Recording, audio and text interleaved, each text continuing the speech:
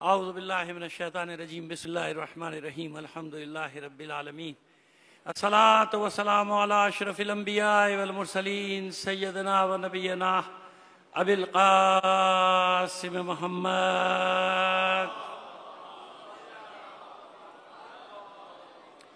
وآلہ الطیبین الطاہرین المعصومین ولعنۃ اللہ علی اعدائہم اجمعین من الآن الی قیام یوم الدین اما بعد فقد قال اللہ تعالی فی کتابہ المبین وہو اصدق القائلین وقولہ الحق بسم اللہ الرحمن الرحیم وَإِذْ يَرْفَعُ إِبْرَاهِيمُ الْقَوَاعِدَ مِنَ الْبَيْتِ وَإِسْمَاعِيلُ رَبَّنَا تَقَبَّلْ مِنَّا إِنَّكَ أَنْتَ السَّمِيعُ الْعَلِيمُ رَبَّنَا وَاجْعَلْنَا مُسْلِمَيْنِ لَكَ وَمِنْ ذُرِّيَّتِنَا أُمَّةً مُسْلِمَةً لَكَ وَأَرِنَا مَنَاسِكَنَا وَتُبْ عَلَيْنَا إِنَّكَ أَنْتَ التَّوَّابُ الرَّحِيمُ صلوات بھیجیے محمد آل محمد بھائی۔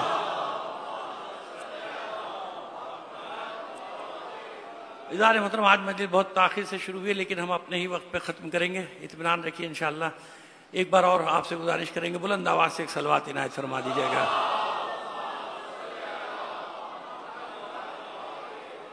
اجداد پیغمبر کے ایمان پر ہم بات کرتے ہوئے چلے آ رہے ہیں اور آج وہاں تک پہنچ گئے جناب عبد المطلب کی کچھ گفتگو کریں، کچھ مختصر ہی کر پائیں گے۔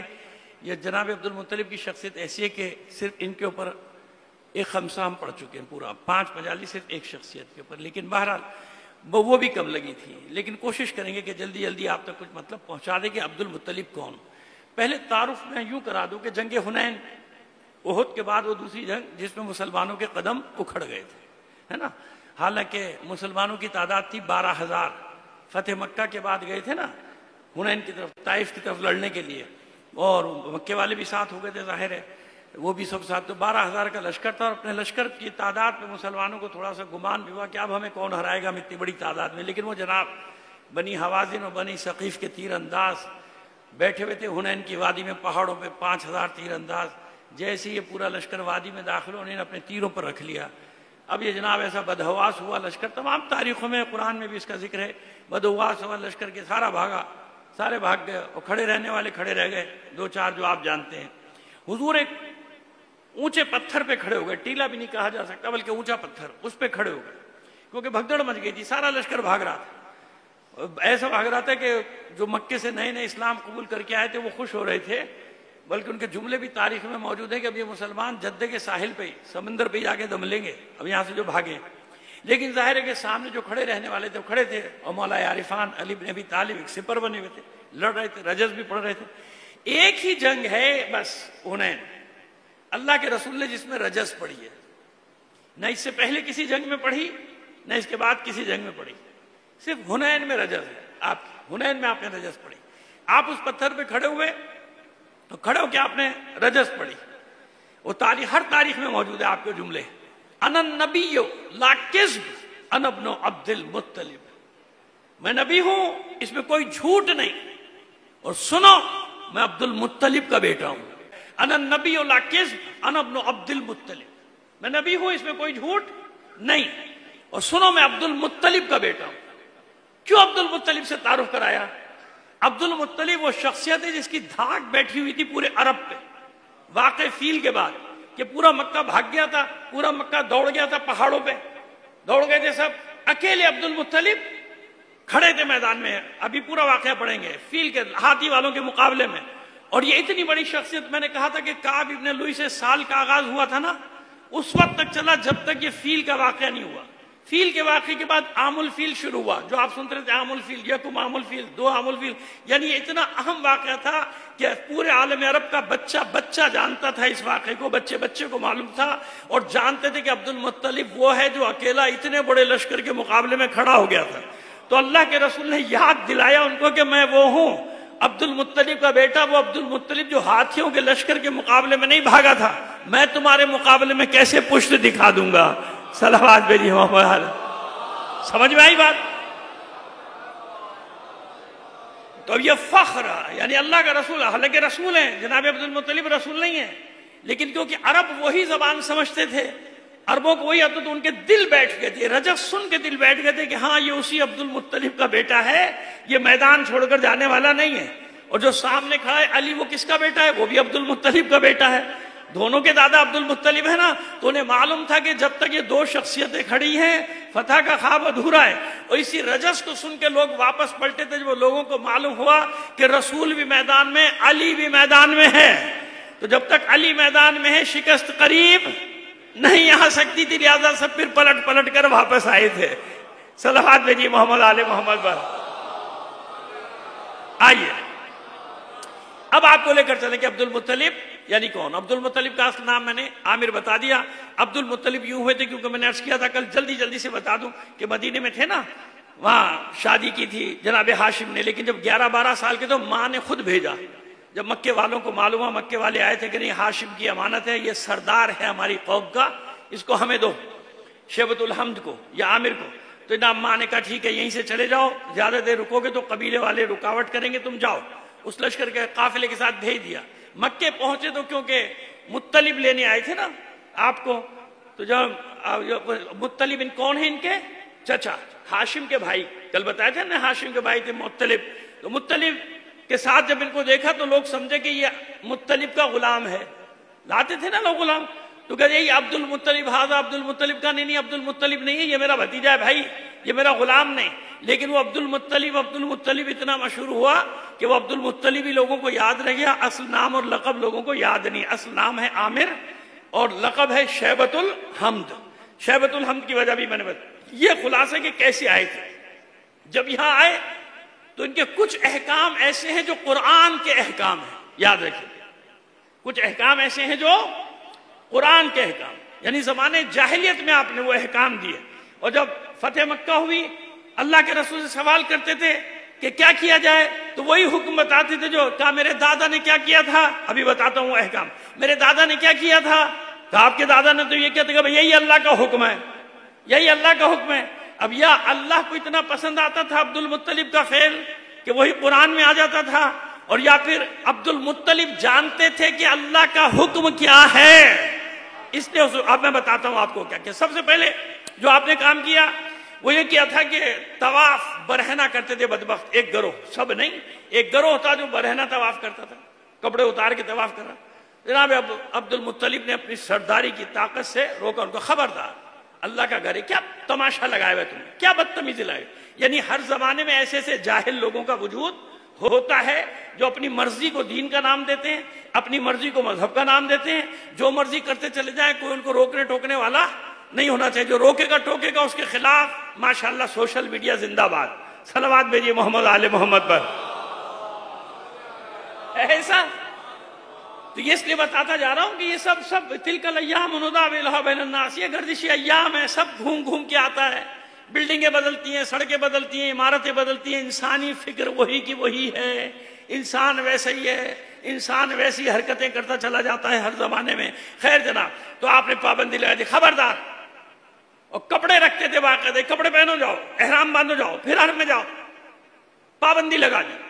بڑی چیچی پی پی کی لوگوں نے یہ کیا یہ کیا یہ کیا، لیکن جانتے تھے کہ عبد المطلب سے لڑ نہیں سکتے، عبد المطلب سے مقابلہ نہیں کر سکتے. یہ اپنی بات پہ اڑ گیا تو اڑ گیا. اب اس کے بعد کیا ہوتا تھا، طواف کے وہی 7 چکر تھے. ایک طواف کے کتنے چکر ہوتے ہیں؟ 7 شوط. ایک شوط کہتے ہیں ایک چکر کو، تو 7 شوط کا ایک طواف ہوتا تھا.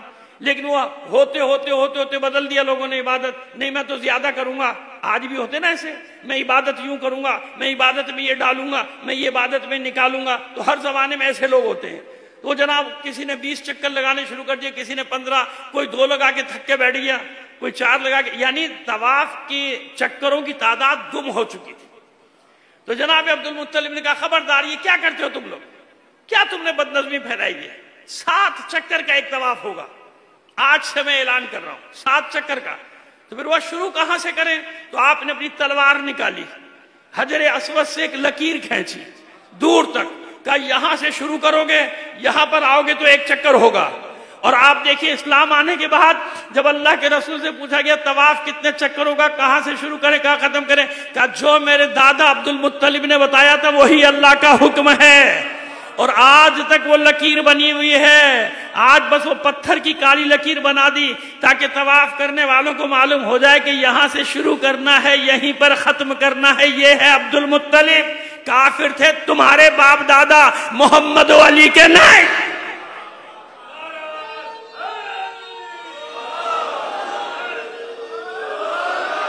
دونوں نعرے مکس ہو گئے بیٹا، پھر سے نعرہ لگاؤ تو مجھے ذرا سا حوصلہ ملے۔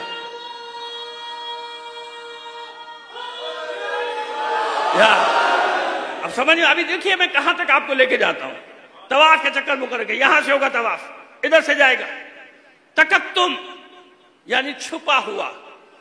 میں نے پچھلی مجلس میں عرض کیا تھا نا کہ بنی جرہم سے بنی خزاعہ نے کعبے کا اقتدار چھین لیا تھا، تو بنی جرہم نے جاتے جاتے حریث ابن عمرو جو آخری سردار تھا اس نے کیا کیا تھا، سونے کے 2 ہرن، یہ وعدہ تھا آپ سے آج بتا رہا ہوں، آپ بھول گئے ہوں گے مجھے یاد ہے، سونے کے 2 ہرن، سونے کی 7 تلواریں، سونے کے اور جو چڑھاوے تھے نا خانہ کعبہ کے، وہ سب کیا کیا حریث ابن عمرو نے ڈالے زمزم میں، اور زمزم کو پاٹ دیا، ایسا پاٹا کہ اس کا نشان بھی مٹ گیا۔ اتنے سالوں تک زمزم چھپا رہا کہ اس کا نام پڑ گیا تکتم۔ یہ تاریخوں میں ہے بھائی، اپنے پاس سے نہیں پڑا رہا، اس کا نام پڑ گیا تکتم یعنی چھپا ہوا۔ عبد المطلب کو بشارت ہوتی ہے کہ زمزم نکالو، زمزم کھولو۔ عبد المطلب نے قوم کو جمع کیا کہ بھائی ایسا ہو رہا ہے، بشارت آ رہی، مجھے خواب آ رہا ہے، مجھے خواب آ رہا ہے۔ اب ہم اس کاموں میں نہیں پڑھتے کیونکہ اس میں کوئی فائدہ نہیں تھا، ہم اس کام میں نہیں پڑھتے۔ پھر خواب، تیسری بات، ایک بیٹا ہے، ایک بیٹا جس کا نام ہے حارث، ابھی تک ایک بیٹا، بعد میں تو 13 ہو گئے نا، 10 یا 13 کے نام ملتے ہیں، تو ایک بیٹا تھا حارث کو ساتھ لے کے چل بیٹا اللہ کا حکم ہے کرنا ہے۔ اب وہ خانہ کعبہ کا صحن، اوجھڑیوں کا بازار، جیسے آپ کے یہاں بقرعید میں ماشاءاللہ لگ جاتا ہے نا، گلی گلی میں، سڑک پہ، یہاں سے اٹھاؤ سڑک پہ پھینکو، وہاں سے اٹھاؤ چوراہے پہ پھینکو، ہے نا، یہ سب ہوتا ہے نا آپ کے یہاں۔ تو خانہ کعبہ میں قربانیاں کرواتے تھے نا، نظر کی، نذرانے کی، اس کی تو سب اوجڑیاں پڑی رہتے۔ تو جہاں زمزم کی نشاندہی خواب میں کی گئی تھی جناب عبد المطلب کو، وہاں اوجڑیوں کا، خون کا ڈھیر تھا۔ 2-3 دن تو دونوں باپ بیٹوں کو صفائی میں لگے اور ہنستے تھے قریش، یہ دیکھو کیا ہوا عبد المطلب کو، یہ زمزم ڈھونڈنے چلا ہے، لیکن وہ لگے رہے دھن میں مگن۔ تو ایک ہی بیٹا ساتھ تھا، تو دعا کرتے تھے اللہ کی بارگاہ میں، پالنے والے مجھے 10 بیٹے دے گا تو میں اللہ کی راہ میں ایک قربان کر دوں گا۔ اب بتاؤں گا کہ اس کے پیچھے کیا راز چھپا ہوا ہے، کیوں یہ منت مانی۔ جب مسلمان تھے تو یہ منت کیوں مانی، بتا رہے ہیں آپ کو کیوں مانی منت مانی، سب کو معلوم ہو گیا۔ لگے رہے اپنے بیٹے کے ساتھ کھدائی کرنا شروع کی، ہوتے ہوتے آخر مہینے 1.5 مہینے بعد زمزم نکل آیا۔ اب جب زمزم نکلا تو سونے کے ہرن، سونے کی تلواریں، سونے کی اور چیزیں، منو سونا نکل آیا بھائی۔ اب تو قریش جمع ہو گئے کہ نہیں بھائی ہمارا بھی حصہ ہے، سونے میں ہمارے باپ دادا کا ہے۔ انہوں نے کہا بھائی کیوں، تمہارا کیوں ہو گیا، تم نے تو کسی نے میری مدد ہی نہیں کی، میں اپنے بیٹے کے ساتھ لگا رہا ہوں 3 مہینے تک، اس زمزم کو کھودتا رہا ہوں، نہیں کوئی نہیں۔ جھگڑا ان کا، نکل آئے تلواریں، عبد المطلب نے کہا نکل آئے تلواریں، کوئی بات نہیں دوں گا۔ ابھی بتاتا ہوں کیوں، دیکھیے کون ہے عبد المطلب، اب آپ کو بتا رہا ہوں کون ہے عبد المطلب کا، نہیں دوں گا۔ اب جب تلواریں چلنے کی نوبت آئی تو جانتے تھے سارے حجاز والے کی ہاشمی ہے بھائی، ان سے اگر جنگ کی تو قیامت ہو جائے گی، خون کی ندی بہ جائے گی مکے میں۔ بولو بھائی بیٹا بند کر دے، کیمرہ بند کر دو، بیٹا بند کر دو، روزانہ بتا رہا ہوں بچوں کو، روزانہ بیٹھے اپنے ٹک ٹاکر بنانے کے چکر میں، لا حول ولا قوت۔ صلوات بھیجیے محمد آل محمد پر۔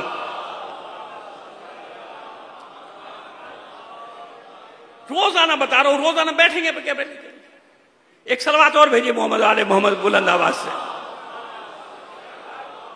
میری سنو جو میں بات کر رہا ہوں، لگے میں اپنے ادھر ڈا کے فیس بک پہ ڈالیں، ادھر ڈالیں ادھر ڈالیں، یہی شوق رہ گیا، نہ پڑھنے کے نہ لکھنے کے۔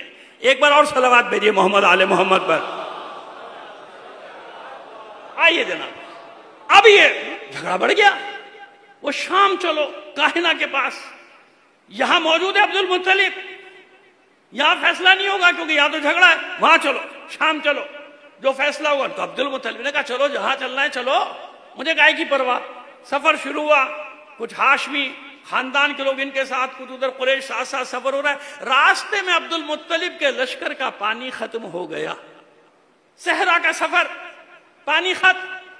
تمام سیرت کی کتابوں سے پڑھ رہا ہوں میں، حوالے دینے کی ضرورت ہی نہیں، کوئی نہیں جھٹلا سکتا میری بات کو، پانی ختم ہو گیا۔ انہی نے ساتھیوں سے کہا، ہم شہریوں سے، قریشوں سے کہا بھئی پانی ختم ہو گیا، پانی ہمیں دے دو، پیسے کے ہوتے، کہا نا پانی کا ہی تو جھگڑا ہے، جھگڑا تو پانی کا ہے، وہ تو نہیں ملے گا، وہ تو نہیں دیں گے۔ ان کا اچھا۔ اب یہ چلتے چلتے حالت غیر ہو گئی، بیٹھ گئے، جانور بھی بیٹھ گئے ان کے، تو پھر انہوں نے کہا کہ بھئی اپنی قبریں کھود لو۔ عبد المطلب نے اپنے ساتھیوں سے کہا اپنی قبریں کھود لو، جو مرتا جائے گا دوسرے دفن کرتے جائیں گے، آخری خود ہی اپنی قبر میں لیٹ جانا۔ قبریں کھود لی صحرا میں، بیٹھے، پھر ایک دم کھڑے ہوئے عبد المطلب، نہیں یہ بزدلی ہے، قبر کھود کے موت کا انتظار کرنا، جد و جہد کریں گے۔ کیا کریں گے؟ ہم جد و جہد کریں گے، پھیل جاؤ صحرا میں، تلاش کرتے ہوئے مریں گے، جد و جہد کرتے ہوئے مریں گے۔ کھڑے ہوئے، اپنی اونٹنی کے پاس آئے، اس کو اٹھایا، خاص اشارہ ہوتا تھا نا چھڑی سے اٹھانے کا، جب اٹھایا اونٹنی کے قدموں سے پانی کا چشمہ جاری ہو گیا۔ سب نے یہی لکھا، پھر بتا رہا ہوں آپ کو، سب نے، مورخین نے بھی، سیرت نگاروں نے یہ واقعہ سب نے لکھا، عبد المطلب کے اونٹنی کے قدموں سے چشمہ جاری ہو گیا میٹھے پانی کا، وہ سب نے پانی پینا شروع کیا، ان کو بھی دیا، قریش کو لو تم بھی لے لو، تم بھی پیو، پانی نہیں دے رہے تھے، لو ٹھنڈا میٹھا پانی پیو۔ تو وہ آدھے تو وہی بیچارے شرمندہ ہو گئے کہ فیصلہ تو اللہ نے کر دیا کہ پانی کس کا ہے، فیصلہ تو اللہ نے کر دیا پانی کس کا ہے۔ اب جناب لیکن پھر بھی شرما حضوری کائنہ کے پاس پہنچے، کائنہ کہ نہیں، سب اس کا ہے، پانی بھی اس کا ہے، سونا بھی اس کا ہے، کسی کا اس میں حق نہیں۔ واپس آئے عبد المطلب، واپس آنے کے بعد اعلان کیا میرا ہے، اب کسی کو شک ہے؟ نہیں، اب سب سر جھکائے کھڑے، نہیں بھائی کوئی شک نہیں، اور جو نیوٹرل تھے وہ بھی چھوڑ کر نہیں عبد المطلب فیصلہ ہو گیا، یہ سونا بھی آپ کا، سب پریشان ہے، اتنا سونا، منو سونا ویسے ہی مل گیا اس کو عبد المطلب کو۔ عبد المطلب نے کہا میرا ہے، ہاں۔ اس سونے کو پگھلوایا، پتریاں بنوائی، سارا سونا خانہ کعبہ کے دروازے پر لگوایا، جو آج تک لگا ہوا ہے، کسی کے باپ کا نہیں ہے، یہ علی اور محمد کے باپ دادا کا سونا ہے۔ صلوات بھیجیے محمد آل محمد پر۔ سمجھ میں آئی بات؟ اس لیے یہ معلومات دے رہا ہوں کہ لوگوں کو نہیں معلوم، کتابوں میں لکھا ہوا ہے، کوئی نہیں بتاتا، اس لیے بتا رہا ہوں کہ وہ سارا سونا کیا کیا، کہا کہ نہیں، کیونکہ یہ چڑھاوا اللہ کے گھر کا ہے، لہٰذا اللہ کے گھر کی ملکیت ہے، کسی کو حق نہیں کہ چڑھاووں سے اپنی بلڈنگیں، اپنے گھر ہیں، اپنی ضرورت خیر لگ گئی کہیں نہ کہیں جا کے، چلیے کوئی بات نہیں، میں نے تو کہہ دیا جو کہنا تھا۔ صلوات بھیجیے محمد آل محمد پر۔ عبد المطلب نے اعلان کر دی کہ چڑھاوے اللہ کے گھر کے ہیں، تمہارے نہیں ہیں، جب اللہ کے گھر کے لیے آ رہے تو اللہ کے گھر کے لیے استعمال ہوں گے، استعمال کرو۔ سارا سونا چڑھوا دیا، حیران عرب کے قریش کے عرب حیران ہو گئے، اتنا من سونا دروازے پہ چڑھوا دیا سارا۔ اب سمجھ میں آ رہی ہے بات کہ یہ سونا کس کا ہے جو لگا ہوا ہے؟ یہ منوں کے حساب سے سونا، یہ وہ سونا ہے جو عبد المطلب نے لگایا تھا دروازے، کسی کی مجال نہیں۔ ہاں اس میں کچھ اضافہ کر دیں گے، تار وار سے لکھنے وکھنے کا اضافہ کر دیتے ہوں گے، وہ الگ بحث ہے، لیکن اصل چیز کیا ہے؟ سونے کا دروازہ کس نے سب سے پہلے بنایا؟ تو اگر یہ بدعت ہوتی تو اللہ کا رسول سب سے پہلے آ کے دروازہ اکھڑواتا کہ اللہ کے گھر کو سونے کی ضرورت نہیں ہے، کہا کہ نہیں، کیونکہ میرے دادا نے چڑھایا تھا، لہذا بالکل صحیح ہے، اور اللہ کو بھی یہی پسند ہے کہ جو سونا یہاں پہ چڑھایا جائے وہ خانہ کعبہ پہ لگایا جائے گا، تمہارے گھروں میں نہیں جائے گا۔ کچھ کو تو سمجھ میں آئے گی میری بات انشاءاللہ۔ صلوات بھیجیے محمد آل محمد پر۔ پانی زمزم کس کا؟ سب نے ایک زبان کا، بھائی آپ کا عبد المطلب، آپ کا، اور بھی دو چار واقعے تھے، میں وقت کی وجہ سے نا خلاصہ کر رہا ہوں، اور بہت سارے طائف میں بھی ایک ایسے واقعہ ہوا تھا جناب عبد المطلب کے، ان کے بہت واقعہ تھے، میں نے کہا نا میں نے 5 بجے سے پڑھی تھی۔ کہا زمزم، کہا بھائی آپ کا سقائے، آج سے اس کو سقایت الحاج قرار دیتا ہوں، آج سے ہمیشہ کے لیے یہ پانی تمام حاجیوں کا، تمام زائرین کا ہے، اس پر کسی کی ملکیت نہیں۔ اور قرآن کی آیت نے بتایا جعلتم سقایت الحاج، قرآن نے بتایا کہ یہ جو زمزم ہے یہ حاجیوں کا ہے، یہ حاجیوں کے پینے کے لیے جو عبد المطلب نے کہا تھا وہی حکم برقرار ہوا۔ ایک اور حکم جو نافذ کیا، یہ زمانے جاہلیت میں یہ بدبخت کیا کرتے تھے، ابا کی بیوی سے شادی کر لیتے تھے، ابا مر جاتا تھا تو، یعنی دوسری جو بیویاں ہوتی تھی اپنی ماں سے نہیں، جس ماں سے پیدا ہوتے تھے اس سے نہیں، وہ جو دوسری بیویاں ہوتی تھی باقاعدہ ورثے میں بیٹوں کے پاس آتی تھی کہ بھائی چلو وہ پیدا نہیں ہوا شادی کر لو، تو یہ حرام ہے نا، حرام ہے۔ تو عبد المطلب نے اعلان کیا وہاں خبردار، اپنے باپ کی بیویوں سے نکاح مت کرنا، جائز نہیں ہے، دین ابراہیمی میں ایسا نہیں ہے۔ قرآن مجید نے آخری آیت کی صورت میں بتایا کہ جو عبد المطلب کہہ رہا تھا وہی اللہ کا حکم ہے، ما تنکحو ما نکح آباؤکم، ان سے شادیاں نہ کرنا، ان سے نکاح نہ کرنا جن سے تمہارے آبا و اجداد نے نکاح کیا ہوا ہے۔ صلوات بھیجیے محمد آل محمد پر۔ سمجھ میں آگئی بات؟ یعنی عبد المطلب اپنی سرداری کا، اگر وہ کہتے نا اللہ کا حکم ہے کوئی بھی نہیں مانتا، کوئی بھی نہیں مانتا، لہذا اپنی سرداری کے منصب کا فائدہ اٹھا کے یہ احکام، کیونکہ جانتے تھے کہ اب زمانہ قریب آ رہا ہے، میرے بیٹوں میں آنے والے ہیں، پیغمبر بھی آئے گا، ولی بھی آئے گا، امام بھی آئے گا، ان کے لیے عبد المطلب زمین ہموار کر رہے تھے۔ اب سنو 10 بیٹے ہو گئے، اللہ نے اس کے بعد 10 بیٹے دیے، ایک قربان کروں گا، بچوں کو بلایا، جب سمجھدار ہو گئے سب سے چھوٹا بیٹا عبداللہ، کہتے ہیں 12-13 سال یا 14 سال کے بعد سمجھدار ہو گئے، سب بیٹوں کو جمع کیا، ہاں میرے بیٹو، عبد المطلب نے یہ نظر کی تھی کہ 10 بیٹے ہوں گے، ایک بیٹا قربان کروں گا، کون تیار ہے؟ 10 کے 10 آگے بڑھے، عبد المطلب کے بیٹے ہیں، کہا بابا ہم حاضر، جس کو تو کہے گا وہ قربانی کے لیے تیار ہے، کہ نہیں یہ ناانصافی ہو جائے گی، قرآن نکالا جائے گا، پورا مکہ جمع ہو گیا، لو بھیا یہ تو نئی کہانی آ گئی، یہ قرآن نکالی ہوگی، یہ کیا ہوگا؟ اچھا، کیونکہ سردار دوسروں کے بیٹے قربان کراتے تھے نا، انہوں نے کہا یہ بڑی بڑی مصیبت ہو گئی، اگر کسی سردار نے اپنا بیٹا قربان کر دیا تو ہماری بھی مصیبت آ جائے گی نا، کیونکہ یہ لوگ ساری کہانیاں سناتے ہیں غریبوں کے لیے، اپنے لیے تھوڑی، اپنے بچوں کے لیے تھوڑی، قربانیاں مانگتے ہیں آپ سے قربانی، پیٹرول کا بم گرا دیا، قربانی دینی پڑے گی، تو دے دے بدبخت جو روزانہ 100 لیٹر پیٹرول مفت میں لیتا ہے سرکار سے، ہے نا، مفت میں ملتا ہے نا، ان کو تو دینے نہیں۔ خیر اب آپ لوگ کیا پتہ نہیں کیا سمجھیں گے میں کیا کہہ رہا ہوں، لیکن میں کہہ رہا ہوں جو وہی کہہ رہا ہوں، ان کو کچھ نہیں دینا، نہ گیس نہ بل کچھ نہیں، ان کو تو بھتے میں گھر کی سبزی بھی آتی ہے، ان کو بھتے میں گوشت بھی آتا ہے، ان کے بعد پورے کھیت ہے، بھائی تو کچھ نہیں خرچ کرنا، سب آپ کو قربانی آپ کو دینی ہے، ان بدبختوں کے بچوں کی خاطر ہمیں قربانی دینی ہے اپنے بچوں کی۔ سمجھ میں آ گئی بات؟ یہ خلاصہ۔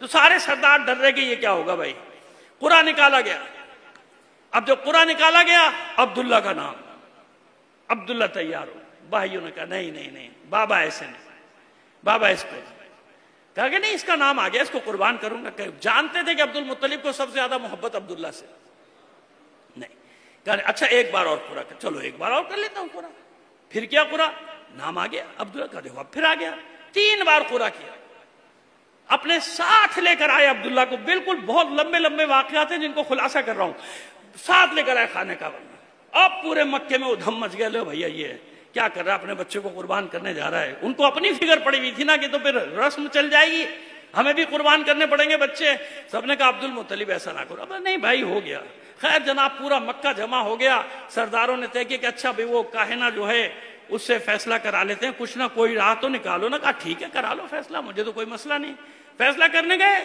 تو اس نے فیصلہ دیا، تاریخی فیصلہ، کہتے سنو 10 اونٹ اور عبداللہ پہ قرآ ڈالو، اگر عبداللہ پہ نکلے، اگر 10 اونٹوں پہ نکلے 10 اونٹ قربان کر دو، عبداللہ کو بچا لو، اگر عبداللہ کا نام آئے 20 اونٹ کر دو، 20 اونٹ کے بعد بھی عبداللہ کا نام آئے 30 اونٹ کر دو، پھر بھی عبداللہ کا نام نکلے 40 کر دو، 100 تک چلی گئی، کہ 100 اونٹ پر بھی اگر عبداللہ کا نام نکلے تو پھر عبداللہ کو قربان کر دینا، آگے ہو گیا بھائی، چلو سارا مکہ جمع، چلو بھائی قرآ ڈالا گیا، قرے کا بھی خاص انداز ہے جو میں نہیں بتا سکتا، اس کے لیے بھی ٹائم چاہیے، قرآ ڈالا گیا، کہیں کیا کہتی ہے، لو بھیا عبداللہ نکلا ہے، گوڑے 10 ہو، تیار ہو گئے سردار قریش کہ ہم دیں گے اونٹ، ہم دیں گے بھائی، چلو 20 اونٹ رکھو، پھر عبداللہ 30 اونٹ، پھر عبداللہ 40، اور وہ مطمئن، پھر 50 اونٹ، اب دل دھڑکنے شروع ہوئے مکے والوں کے گلے، بھیا یہ کام ہو گیا، یہ عبداللہ کی قربانی ہو گئی، آج 70 80 90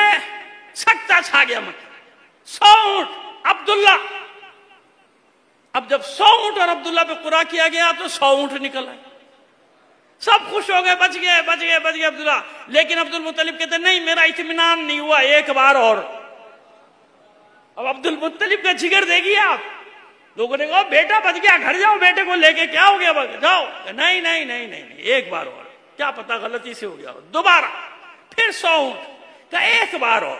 دیکھو پہلے بھی میں نے 3 بار کیا تھا. لوگ کہہ رہے ہو اللہ کے بندے جاؤ بھائی گھر جاؤ یار, بیٹے کو لے جاؤ, کیا ہو گیا, ماں انتظار کر رہی ہے, ہو گیا پورا, جاؤ. نہیں, 3 بار میں نے پہلے بھی 3 بار پورا کیا تھا. 3 بار ہوگا, تیسری بار بھی 100 اونٹ. آپ کو یاد ہے میں نے مضر کے باب میں بتایا تھا کہ وہ شخصیت ہے جس نے 100 اونٹیں دیت مقرر کی تھی, مگر بیچ میں وہ تحریفات آتی نا, لوگ اپنی مرضیاں شامل, ختم ہو گیا تھا. اب جب تیسری بار بھی 100 اونٹ نکلے تو اب اعلان کیا عبد المطلب, آج سے مقتول کی دیت میں 100 اونٹ مقرر کرتا ہوں, اور جو دیت مقرر کی عبد المطلب نے, اللہ کے دین میں بھی وہی دیت مقرر کی گئی. اس لیے مطمئن تھے, اس لیے نظر مانی تھی کہ زمانے جاہلیت کی رسم کو ختم کرو. یہ جو قربانیوں کی تم نظریں منوایا کرتے ہو لوگوں سے, ختم کرو اس کو. 100 اونٹ مقتول کا دیا کیا ہے, یا قصاص یا 100 اونٹ. یا قصاص ہوگا یا دیت پہ راضی ہو جاتا ہے مقتول کا خاندان تو 100 اونٹ اس کے دیت ہوگی. ہو گئی بات. اب آئیے, اب آپ کو اس مارکے کی طرف لے چلیں جس مارکے کے لیے ساری آپ کو زحمت دی, وہ بھی جلدی جلدی چلتے. ابرہا ابن اشرم ہاتھیوں کا لشکر لے کے حملہ آور ہوا, وادی محصر میں آ کے ٹھہر گیا. وادی محصر کہ صبح حکم ہے جب مزدلفہ سے نکلتے ہیں نا کہ یہاں ٹھہرو نہیں, جلدی سے نکل کے مینا میں داخل ہو جاؤ, تیز تیز وہاں چلنا پڑتا ہے. اسی جگہ پہ اس کا لشکر آ کے ٹھہرا تھا. جب ہاتھیوں کا لشکر لے کر آیا, اسی راضی صاحب کعبے کو ڈھاؤں گا, کیونکہ اس نے بنایا تھا, یمن میں بنا لیا تھا, مگر کوئی آتے ہی نہیں تھا, کوئی آتے ہی نہیں تھا, جعلی تھا نا, سب کچھ کر لیا اس نے, سارے حربے استعمال کر لی. نہیں, وہ یمن والے بھی وہیں آ رہے, انہوں نے کہا میں اس کو ختم کرتا ہوں, نہ ہوگا نہ لوگ یہاں آئیں گے, سب میرے پاس آئیں گے. اب مکے والے آپس میں لڑنے کے عادی ہیں, دشمن سے کہاں لڑ سکتے ہیں. جو آپس میں لڑنے کا عادی ہو جائے وہ دشمن کے مقابلے میں نہیں ٹھہرتا, وہ دشمن سے مقابلہ نہیں کر سکتا. لہٰذا کیا ہوا جناب, وہ بھاگ گئے سب. ہاتھیوں کا لشکر ٹھیکا اور سب پہاڑوں پہ. تو میں جی بھر کے ان کا ذکر کرتا ہوں کیونکہ زمانے جاہلیت میں پہاڑوں پہ دوڑے تھے نا, تو ان کو کہنے پہ تو کوئی پابندی نہیں ہے, تو پہاڑوں پہ دوڑ گئے. اب یہ سنت آج تک چل رہی ہے, جب بھی ملیں گے غاروں میں ملیں گے, پہاڑوں میں ملیں گے, میدانوں میں نہیں ملیں گے. میدان تو ہمارے ہیں نا, میدان کس کا ہے, میدان ذوالشیرہ ہمارا, میدان بدر ہمارا, میدان احد ہمارا, میدان خندق ہمارا, میدان خیبر ہمارا, میدان مباہلہ ہمارا, میدان غدیر ہمارا, میدان کربلا ہمارا.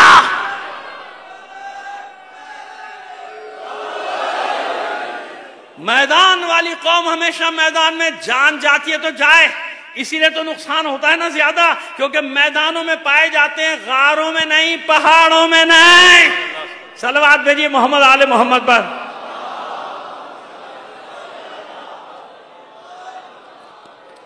ارے بھیا کچھ اور نہ سمجھ لینا, یہ تورا بورا کے پہاڑوں کا ذکر کر رہا تھا. کس کا؟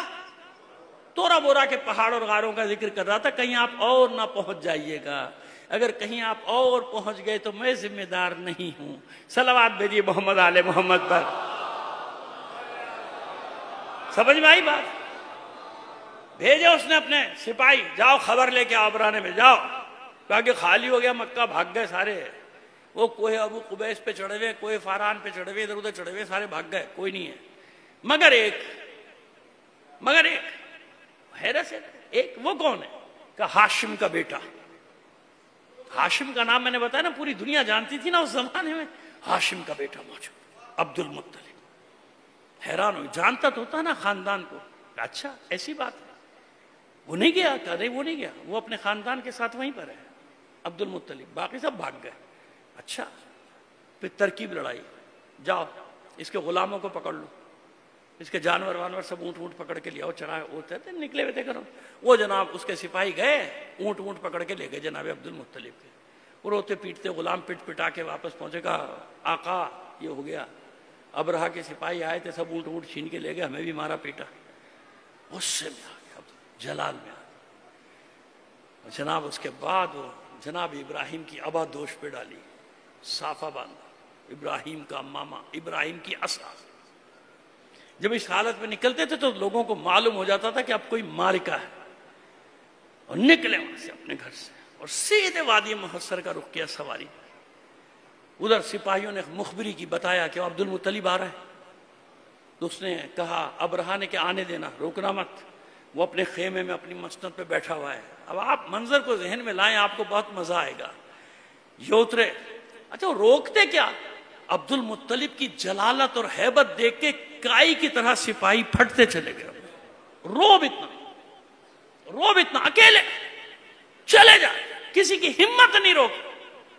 وہ بیٹھا ہوا ہے بادشاہ مسند پہ، جو ہی اس کے خیمے میں داخل ہوئے بادشاہ کھڑے نہیں ہوتے، لیکن عبد المطلب کی ہیبت و جلال دیکھ کے ابرہہ بے ساختہ کھڑا ہو گیا، اپنی جگہ سے کھڑا ہو گیا، چہرے کو دیکھ کے ڈر گیا، اپنے پاس بٹھایا، اور پھر دل میں سوچتا ہے کہ اگر یہ شخص کہے گا مجھ سے کہ حملہ نہ کرو تو میں حملہ نہیں کروں گا، واپس چلا جاؤں گا، بھائی اس سے کون لڑے گا، یہ اکیلا آدمی ایسا ہے، بھاری پڑا ہے، حملہ نہیں کروں گا۔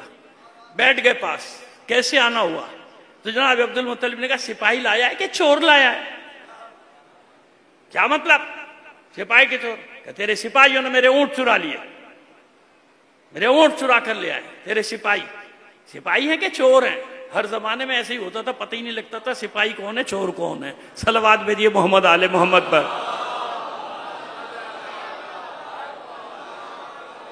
اس زمانے میں بھی ایسا سپاہی آتے تھے، اٹھا کے لے جاتے تھے کہ سپاہی ہے کہ چور لایا؟ کہ اچھا مل جائیں گے واپس، حکم دیا جاؤ، دے دو اونٹ، اور کچھ؟ کا اور کچھ نہیں۔ عبد المطلب کہتے ہیں اور کچھ نہیں۔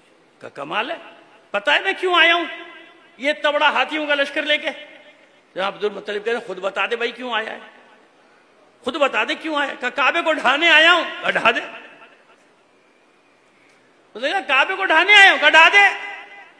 انا رب العبائے فاطلبها، میں اونٹوں کا مالک ہوں اس لیے اونٹ طلب کرنے آیا ہوں۔ فللبیت رب فیمنعها، اس کا بھی ایک مالک ہے، وہ خود ہی روک لے گا تجھے۔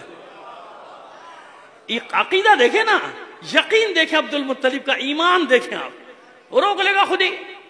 میں اونٹوں کا مالک ہوں اس لیے اونٹ لینے آیا ہوں۔ ڈر گیا بھائی، اونٹ دو واپس، بھائی ان کو جاننے دو۔ بعد یہ سارے اونٹ لے گئے۔ اب حملہ شروع ہوا۔ سنیے اب کون ہے عبد المطلب؟ کوئی نہیں مکے میں مقابلے والا۔ عبد المطلب کعبے سے پیٹھ لگا کر کھڑے، اکیلے، سینہ سامنے۔ جانتے ہیں آپ کہ زمانے جاہلیت میں بھی کعبے کی طرف پیٹ کرنا جائز نہیں تھا، آج بھی نہیں ہے۔ اگر حرم میں بیٹھے ہوئے ہو تو سامنے ہو کعبہ، پیٹ نہیں کر سکتے آپ کعبے کی طرف۔ ہاں طواف کے دوران دھکا لگ گیا، بے قابو ہوتا ہو گیا، وہ الگ چیز ہے، لیکن عمدن کوئی پیٹ نہیں کر سکتا۔ آج تک کسی نے اعتراض نہیں کیا کہ عبد المطلب نے کعبے کو پیٹ دکھائی، پیٹ دکھا کے کھڑے ہیں، سینہ سامنے۔ کیوں؟ بتا رہا ہے عبد المطلب، یا اعلان ہے یہ کہ یاد رکھو اللہ کے دشمن کے مقابلے میں اگر اللہ کے گھر کو پیٹ دکھانی ہے تو دکھا دو، دشمن کو پیٹ نہ دکھانا۔ دشمن کو پیٹ نہ دکھاؤ، دشمن کو پیٹ نہ دکھاؤ، سینے پہ زخم کھاؤ، دشمن کو پیٹ نہ دکھاؤ۔ عبد المطلب نے سکھایا، بے شک اللہ کو گواہ رہا ہے کہ میرے گھر کو پیٹ کر دو، لیکن میرے دشمن کو پیٹ نہ کرنا۔ ابرہہ نے پوچھا سپاہیوں سے کیا حال ہے؟ کہا سب ہیں، کوئی نہیں ہے، خالی ہے، مگر انہوں نے کہا اب کیا مگر؟ کہ عبد المطلب کعبے سے پشت لگائے کھڑا ہے تیرے سامنے اکیلا۔ ابرہہ نے اعلان کیا عبد المطلب ہٹ جاؤ، میرے ہاتھی کچل دیں گے۔ کہا کچل دو، جب تک زندہ ہوں دفاع کروں گا، اللہ کے گھر کا متولی ہوں۔ حالانکہ چابی بھی نہیں تھی، عبدالدار کے پاس چابی تھی، لیکن اصل متولی جب پتا چلتا ہے جب دین پر وقت پڑتا ہے۔ آج بھی دنیا کو پتا چلا کہ نہیں چلا، اسلام کے ٹھیکیدار اور ہوتے ہیں، اسلام کے وارث اور ہوتے ہیں۔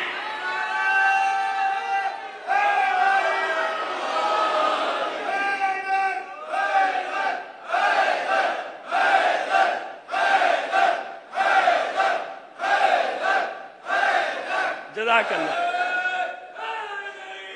یا سمجھ میں آ گئی بات؟ وہ والا متولی ہونا اور بات ہے، وہ بھاگ جاتے ہیں جب وقت آتا ہے، چھوڑا چھاڑا بھاگ گیا، اپنا سامان اٹھایا، دندوکیاں چندے کی اٹھائیں، مال اٹھایا، جمع کیا، پوٹلی باندھی، بھاگو، جان بچا۔ عبد المطلب بتا رہا ہے کہ وہ اور ہیں جو کعبے کے نام پر کھاتے ہیں، وہ اور ہیں جو کعبے کے نام پہ جان لٹاتے ہیں۔ اب سمجھ میں آئی بات؟ عبد المطلب کے لیے ابابیلوں کا لشکر آیا تھا۔ یہ سورہ فیل ہاتھی کی فضیلت میں نہیں ہے، یہ سورہ فیل عبد المطلب کی فضیلت میں آیا ہے۔ ورنہ اتنی بار کعبے پہ حملے ہوئے ہیں، اس کے بعد بھی وہ میرے بھائی پڑھ دیں گے کبھی ابابیلوں کا لشکر کیوں نہیں آیا؟ یہ ہمت دکھائی تھی عبد المطلب نے، تنہا نے، لشکر بھاگ گیا اور زندہ چھوڑا اللہ نے ابرہا کو، تو کہ چیختا پیٹتا بھاگ رہا تھا، جب پٹ کے بھاگا ہے کہ وہ بھائی نہ جانا، کعبے کی طرف نہ جانا، کعبے کی طرف نہ جانا، تو یہ ہے عبد المطلب۔ اور پھر عبد المطلب پیٹ کیسے دکھاتا؟ اگر شروع کی مجلسیں یاد ہے تو ذہن میں لائیے نا میرے جملے، کیا کہا تھا میں نے کہ یہ انوار مقدسہ گردش کر رہے ہیں ارحام مطہرہ میں، اسلاب شامخہ میں۔ جب عبد المطلب ابرہا کے لشکر کے مقابلے میں سینہ تان کر کھڑے تھے تو صلب عبد المطلب میں نور محمد اور نور حیدر کرار ہے یا نہیں ہے؟ اور جس صلب میں نور حیدر کرار ہو وہ کبھی دشمن کو پیٹھ نہیں دکھاتا۔ صلوات بھیجیے محمد آل محمد پر۔ بس بہت دل چاہتا تھا، لیکن پھر کبھی صحیح زندگی میں، کیونکہ شب عاشور ہے، مجھے زیادہ وقت مصائب کو بھی دینا ہے، تو دشمنیوں کی بنیاد وہاں پڑ گئی تھی۔ ہاشم، عبد المطلب، ابو طالب، عبداللہ، کہ اللہ کیوں ان کو عزت دیے جا رہا ہے، اللہ کیوں ان کو عزت دیے جا رہا ہے؟ ہر قدم پہ، ہر قدم پہ، جہاں جہاں موقع ملا ہاشمیوں کا خون بہایا۔ آپ کو مصائب میں ربط پیدا کرنے کے لیے ایک جملہ بتاؤں آغاز میں، جانتے جب حسین پر وار کرے، جانتے سینکڑوں وار کیوں ہیں؟ کہیں 1900 زخموں کا تک کا ذکر کیوں؟ ایک ایک بدبخت آتا تھا جب حسین پہ وار کرتا تھا نا، تو کہہ کے وار کرتا تھا یہ جو بدر میں تیرے بابا نے مارا تھا میرے دادا کو، یہ اس کا بدلہ۔ کوئی آتا تھا یہ میرے نانا کا بدلہ۔ یعنی اسلام نے ان کا کچھ نہیں بگاڑا تھا، وہ اپنے بدر و احد کے مقتولین کے بدلے لے رہے تھے علی کے بیٹے حسین سے، کہ تیرے بابا نے ہمارے باپ دادا کو مارا تھا۔ اس لیے حسین کا جسم اتنے زخموں سے چور تھا کہ میں جو تشبیہ مقاتل نے دی ہے میں وہ تشبیہ دے نہیں سکتا، آپ کے سامنے مجبوری ہے۔ لکھا ہوا ضرور ہے مگر میں پڑھ نہیں سکتا۔ جب حسین اصغر کو سپرد لحد کر کے خیمے میں آئے ہیں نا، تو قیامت کا منظر تھا۔ جب حرم کو معلوم ہوا کہ بس اب حسین جا رہے ہیں، میں نے عرض کیا تھا نا، دو ہی رخصتیں ہیں کربلا میں، یا علی اکبر کی یا حسین کی، اور حسین کی رخصت کا ادنا سا منظر یہ لکھا ہے کہ حسین اس طرح خیمے سے نکل رہے تھے جیسے بڑے گھر سے کسی جوان کا لاشا نکلتا ہے۔ یہ بھی ادنا سی تشبیہ ہے۔ کوئی کیوں؟ اب بیبیوں کو معلوم ہے کہ اب کوئی نہیں، اب کوئی نہیں، حسین کے بعد اب کوئی نہیں، آگے کیا ہونے والا ہے اس کے تصور سے بیویوں بچوں کا جو حال ہوگا آپ سمجھ سکتے۔ اور حسین ایک ایک کو تسلی دے رہے ہیں۔ ثانیہ زہرا کو ذمہ دار بنا رہے ہیں، میری بہن زینب تمہیں حوصلے سے کام لینا ہے، اب تمہیں سنبھالنا ہے، اس پورے معرکے کو تمہیں سنبھالنا ہے، یہ بیبیاں بچے اور امام سب تمہارے سپرد ہیں۔ ایک صندوق منگایا جو ساتھ لائے تھے، اس میں سے لباس نکالنے شروع کیے، پرانا کوہنا لباس حسین نے نکالا اور وہ پہننا شروع کیا۔ اس کو بھی تار تار جگہ جگہ سے آپ پھاڑ رہے تھے، تار تار کر رہے۔ حیرت سے ثانیہ زہرا نے پوچھا، بھیا یہ تو پہلے ہی بوسیدہ ہے، آپ اس کو تار تار کیوں کر رہے ہیں؟ کہ مجھے ڈر ہے کہ قتل کرنے کے بعد یہ ملعون میرا لباس نہ لوٹیں، اس لیے اس کو مزید بوسیدہ کر رہا ہوں تاکہ میرا لباس نہ لوٹے۔ کیا منظر ہے قیامت کا۔ آگے بڑھی ہے بہن، بھیا میرے قریب آئی، باہیں گلے میں ڈالی، حسین نے سر کو جھکایا، بے ساختہ بہن نے بھائی کے گلوے مبارک کے بوسے لینا شروع کر دیا اور روتی جاتی۔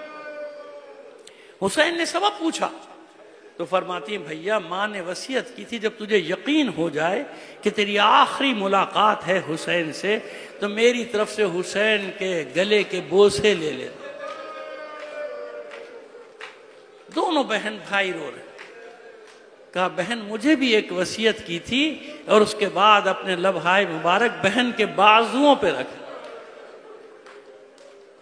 بڑی مشکل سے حسین رخصت، اور جب خیمے سے باہر نکلے ہیں نا، بڑی حسرت سے دیکھا ہے دائیں بائیں چاروں طرف، اور دیکھ کر آواز دی ہے، عباس، علی اکبر، ابن اوسجا، زہیر، حبیب، ہلال، قاسم، اون محمد، میں نے ایک ایک کو سوار کرایا تھا، آؤ اب اپنے مولا کو بھی تو سوار کراؤ۔ وہاں سے تو جواب نہ آیا۔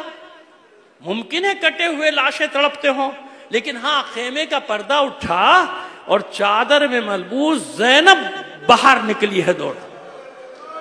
ذوالجناح کی باک تھام کر کہتی ہے بھیا میں تجھے سوار کراؤں گا، میں تجھے سوار کراؤں گی۔ باک تھام کر کھڑی، روانہ ہوئے میدان کی طرف۔ چند قدم چلا تھا، راہوار رک گیا۔